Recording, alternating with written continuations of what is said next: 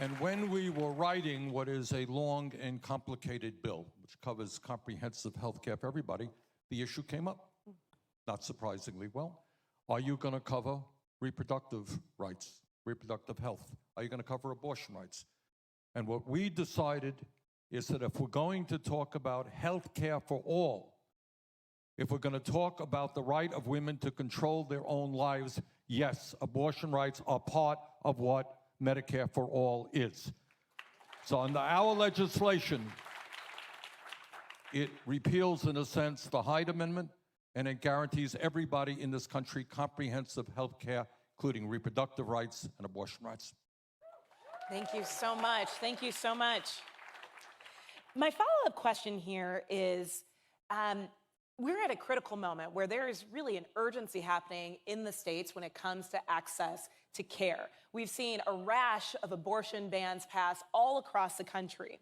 In the past, you've supported some candidates like Keith Mello in Nebraska who oppose abortion access. At a time like this, in this particular moment when access is more at risk than ever, my question is there still room to endorse candidates who do not support this constitutional right?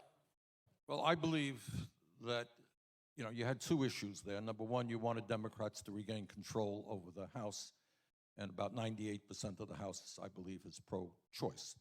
But I think right now, given the attacks that we're seeing in recent years on Planned Parenthood in particular, and on abortion rights in general, I think what we can do and must do is find candidates in every state in this country and every congressional district in this country who do support absolutely a woman's right to control her own body. That's right. Thank you. Thank you.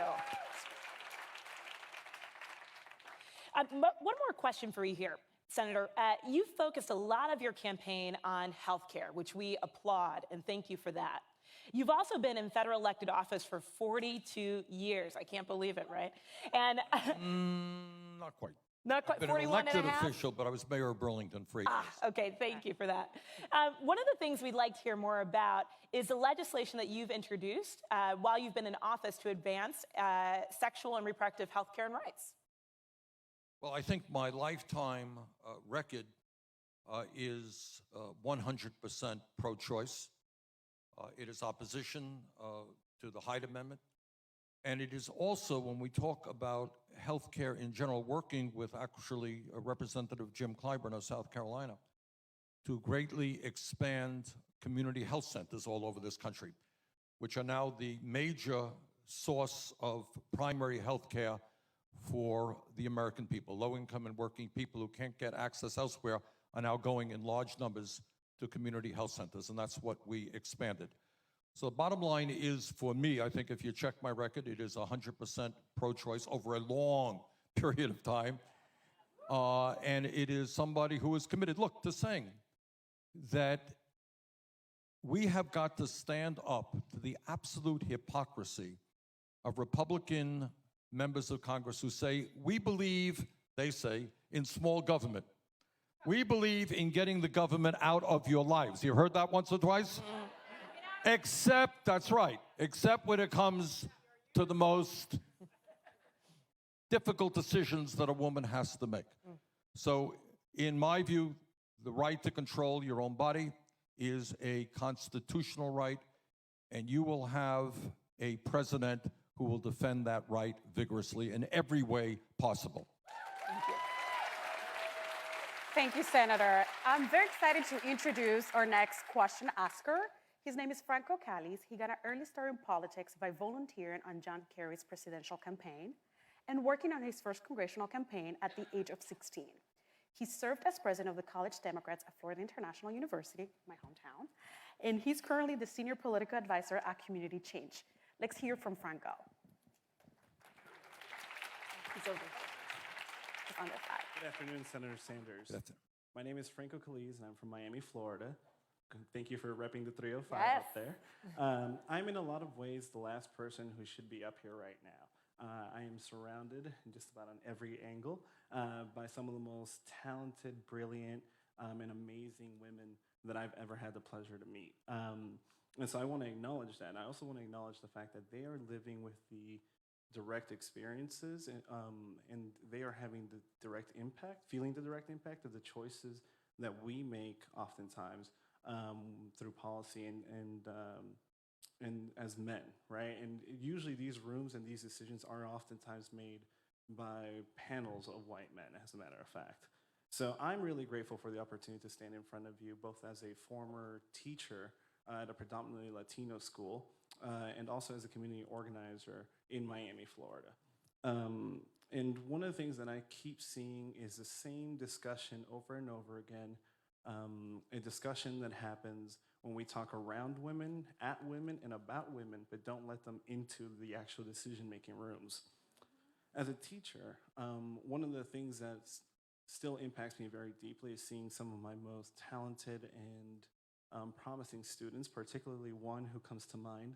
She was a sophomore in high school who went to a crisis pregnancy center and got advice that was not medically sound, that was politically motivated and tinged, and that misled her about her options going forward. And we also failed her as an educator and as an educational system because we could not at the time talk to her about family planning.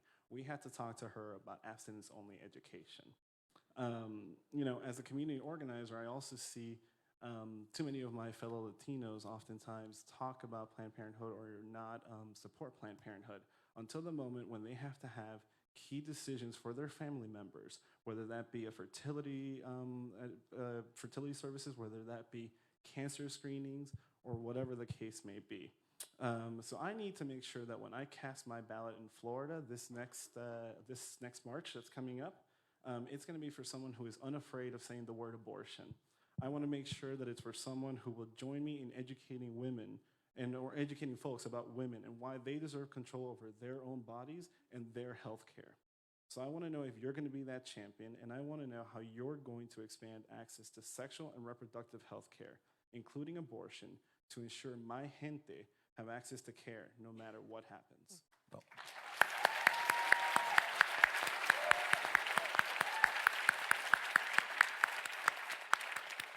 thank you very much for the question. And I don't think it's inappropriate for a man to be involved because the last I heard, pregnancy involves more than just women. Right.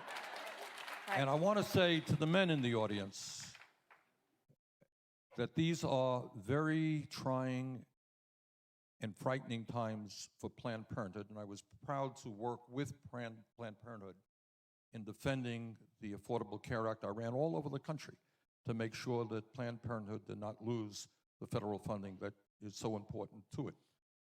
But I also think that in these difficult times, when women are under attack in Alabama and Georgia and all over this country, women's right to control their own bodies, if there ever was a time in American history for men to stand up and join women in that fight, now is the moment.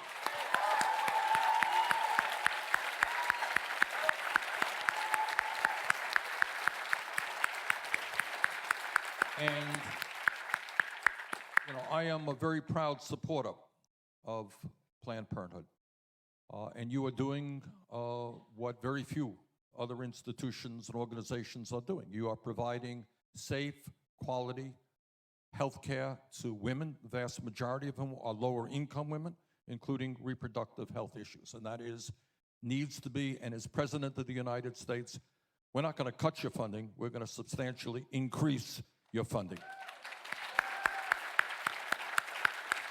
And I think in response to the question, we as a nation, and I know about these so-called pregnancy crisis centers, and the antidote to that is to make sure that real healthcare centers are adequately funded so women can walk in and get the advice and the help that they truly need, not from a political agenda. And lastly, I think we have to do a lot better. And Planned Parenthood, I don't think they get a whole lot of attention on this one. They do a very good job on sex education. You know, and this is something, you know, and this is something where we need to do a much better job in every state in this country. And Planned Parenthood is giving honest advice to young people who have real questions to ask. You know, when we were all young, we asked those questions. And kids need honest answers. And I congratulate Planned Parenthood for doing that as well. Thank you, Senator Sanders. Yes. Senator Sanders, we have folks here in the room and those watching us on live stream. Is there anything else that you want folks to know? Well, I want you to know that in this campaign, in a sense, we are taking on a lot of folks, a lot of powerful special interests. So when we fight for Medicare for all and understand that we are the only major country on earth not to guarantee health care to all people as a human right, we have to take on the insurance companies to do that.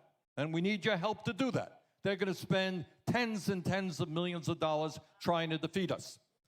And when you talk about health care, 1 out of 5 Americans cannot afford the prescription drugs that they need. And we're going to take on the pharmaceutical industry and lower prescription drug costs by 50%.